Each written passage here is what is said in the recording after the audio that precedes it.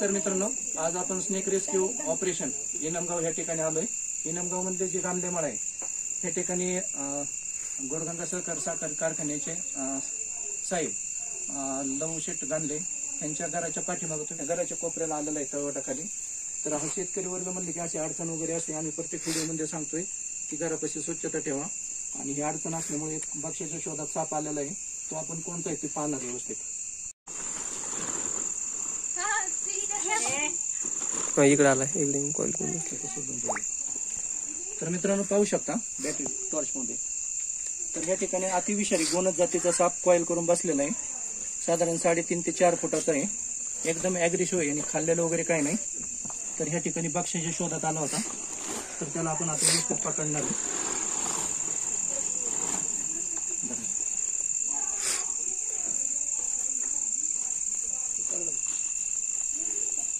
तुम्ही पाहू शकता त्याच्या अंगावर अंडाकृती नक्षी आहे, त्रिकोणी तोंड आहे आणि कुकर सारखा हा आवाज करतो। एकदम ऍग्रेसिव्ह आणि हा निशाचर आणि दिनचर दोन्ही टायमिंग मध्ये भेटतो। आता मोठ्या प्रमाणात ऊस तोड चालू आहे, त्याच्यामुळे हे साप लोकवस्तीमध्ये किंवा घरामध्ये येतात। तर बरेचसे जण ह्याला अजगर किंवा परोट समजतात, किंवा मारण्याचा किंवा पकडण्याचा प्रयत्न करतात। तर ह्या व्हिडिओच्या माध्यमातून आम्ही प्रत्येक शेतकऱ्यांना सांगतोय की हा अतिविषारी गोनद जातीचा साप आहे।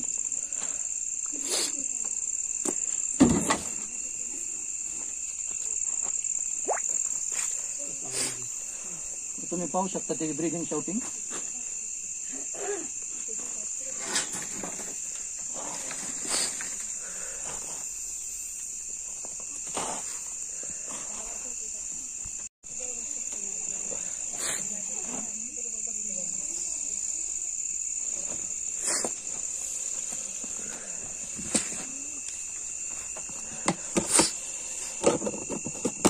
तर मित्रांनो अशा प्रकारे याला आपण पॅक पण केलेला आहे। हे अग्रेसिव्ह असा साप आहे। तर प्रत्येक व्हिडिओमध्ये आम्ही शेतकऱ्यांना आवाहन करतो की आता ऊस तोड मोठ्या प्रमाणात चालू आहे, तर रात्रीची जर शेतात जायची वेळ आली तर कारण कधी कधी रात्रीची पण लाईट असते, तर अशा वेळी पायामध्ये शूज पाहिजेत आणि हातामध्ये टॉर्च पाहिजे। आणि घरापाशी तुम्ही जेवढी स्वच्छता ठेवता तेवढं बक्ष घराजवळ येणार नाहीत, आणि बक्ष नसतील तर साप घराजवळ येणार नाही। तर ह्या थंडीच्या दिवसात म्हणजे ऑक्टोबर ते जानेवारी हा प्लेट गोनचा निघण्याचा जास्त प्रमाणात आहे आणि त्याला सोडण्यात येणार आहे। या रेस्क्यू ऑपरेशन मध्ये निसर्ग सेवेकरी संस्थेचे सदस्य विकास मातनी मीच होतो। तर जाणून घेऊया मित्रांनो आपण ज्या ठिकाणी आपण साप पकडलाय, सुरुवातीला ज्यांनी पाहिलं होतं त्यांचं आपण थोडक्यात मनोगत जाणून घेऊया। नमस्कार, मी प्रतीक अंकुश गांधले। मी इथला भरण्यावरून इथनं येत होतो, तर इथनं मी येता येता मला इथनं इथं का थोडी हालचाल झालेली पाहिली। इथं हालचाल झाल्याच्या नंतर मी थोडं पाहिलं, नीट पाहिलं, तर इथं साप होता। हा साप मग मी सर्पमित्र, आमच्या इथनं गावाचे सर्पमित्र आहेत सुनील कळसकर, त्यांना आम्ही फोन केला, त्यांना लवकर बोलून घेतलं।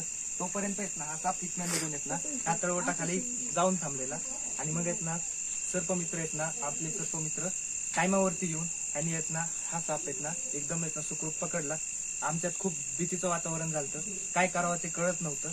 आम्ही लगेच तात्कालीन लगेच त्यांना कॉल केला, आणि कॉल केल्याच्या नंतर ते बरोबर वेळेवरती आले आणि हे पकडलं।